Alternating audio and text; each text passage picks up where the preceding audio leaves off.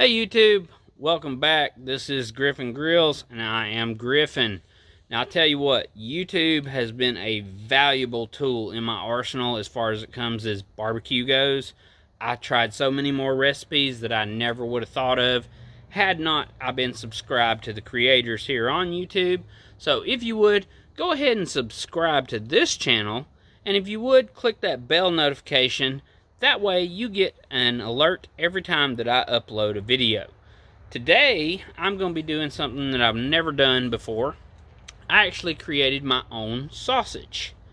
Now, there's a lot of recipes out there for sausage. If you want a savory, if you want a cheesy, all this kind of stuff. I started following Chud's Barbecue, and I'll link him down in the description of this video so you can go check that out. He actually is the one that taught me how to grind my meat up, get my ratios right, make all the spices work, and I've always loved pot roast. Just chuck roast, potatoes, onions, and carrots. Just, that is my go-to meal, my soul food meal, if you will. So today, I'm going to try to recreate that in a sausage. Let me show you what I got over here. I've already ground up 4 pounds of chuck roast and about a pound of brisket fat. I also diced up some potatoes and some carrots and put that in with the meat before I cased it up. It's got some seasonings that are French onion soup and an Ajous packet, just the regular Ajous packet you get whenever they make your sandwich at Arby's that you dip in it. Same stuff. You can buy it in the store and it works fantastic. I'm hoping. I haven't made this yet. I will let you know if it's not good. But we're going to go ahead and get our smoker up to cold smoking temperatures, which is anywhere from 120 to 150 degrees. We just want to get as much smoke on it as possible. Now, I did use pink curing salt in here, and I will list all the ingredients below in the description. So if you want to recreate this yourself, just check out the description. I'll have a full list of everything that I used in there, and you can make this yourself. I'm hoping that it turns out fantastic. I love pot roast meals, so hopefully if I can make this in a portable go size, that would be awesome. Well, let's go ahead and get our grill fired up. I'm going to be using the Smoky Mountain today, and like I said, with that 120 to 150 degree range, I've got about 1/4 of a chimney of charcoal, and I'm just going to feed it wood chunks. I'm actually using hickory today, something I've never done on this channel before. So we'll see how that turns out. We'll get it 120 to 150 for about 4 hours just to get that good smoke on it. We don't want to render any of the fat or anything like that. We just want to get good smoke on it. And then I'll kick it up to about 300, 350 degrees. We'll smoke it off for about 20, 30 minutes. I'll let you know how that goes and see if it comes out right. But let's go see the pit right now. Alright, so we got that Smoky Mountain set up over there about 150 degrees right now. I got 2 chunks of hickory wood inside the smoker, and we're going to go ahead and put the sausages on. If you know anything about a Smoky Mountain, it's got 2 trays, which makes it perfect for something like this. So let's go ahead and get it started.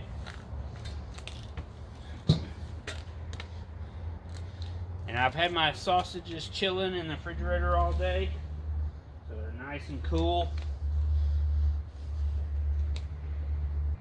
Just going to lay an even layer down. We don't want them touching or anything.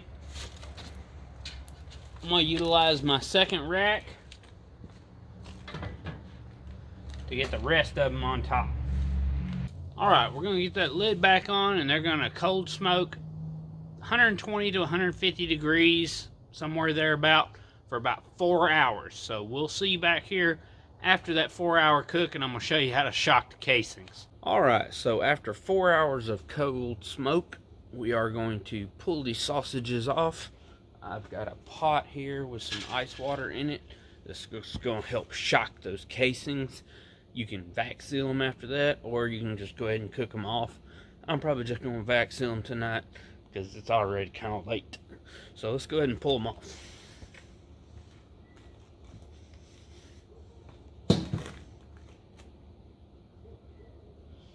Ooh. Look at that. And no, I did not mess with the contrast on my filming. It just got too dark last night, so we just continued on. The next day, my sausages were cold smoked for 4.5 hours, right at 120, 150. And now I've got my Weber kettle out, and I've got it ripping up to 365. It'll probably settle somewhere around 350 once I actually put the sausages on. I'm gonna cook a couple of them off. I've got some vac sealed so I can give them away or just save them for later. But hopefully it turns out well, but we're not gonna know until we get them on there. And just for Chud, I've got a secret to keep that snake out of your boot. Take it inside, brother. That's all you gotta do. Alright, so it took about 25 minutes for them to come up to about 170 degrees. And this is our final product. A pot roast dinner in a sausage form. So let's go ahead and cut us some rounds, and I'm gonna cut one of these open to give you a cross section. We'll use this probe one that we did for the cross section. Now let them sit, but they are still hot and juicy.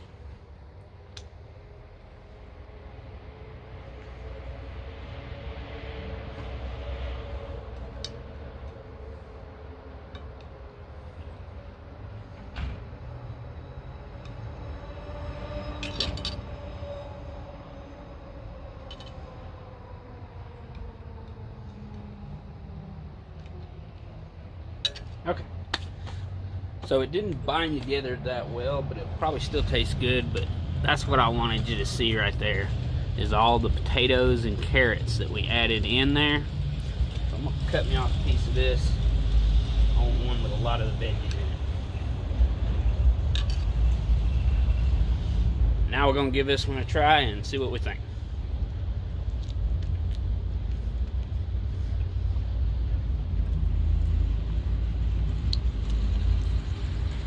It's a pot roast dinner in sausage form. That would make great snacks. A little hearty with the potato and the carrot.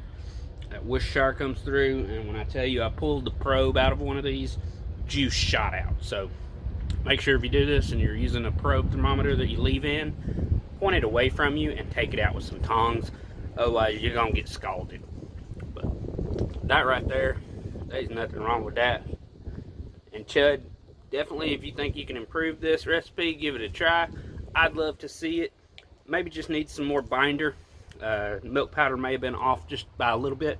I'll put the recipe down in there, and I might try it again with more milk powder, see if that gives me a tighter bind. But that's what we got for you today. I'm gonna finish off this plate. And if you haven't already, go ahead and subscribe. That way you'll get a notification every time that I post a video if you click that bell icon. And if you don't mind helping me out, you can give this video a like, you can share it to your friends, and leave me a comment.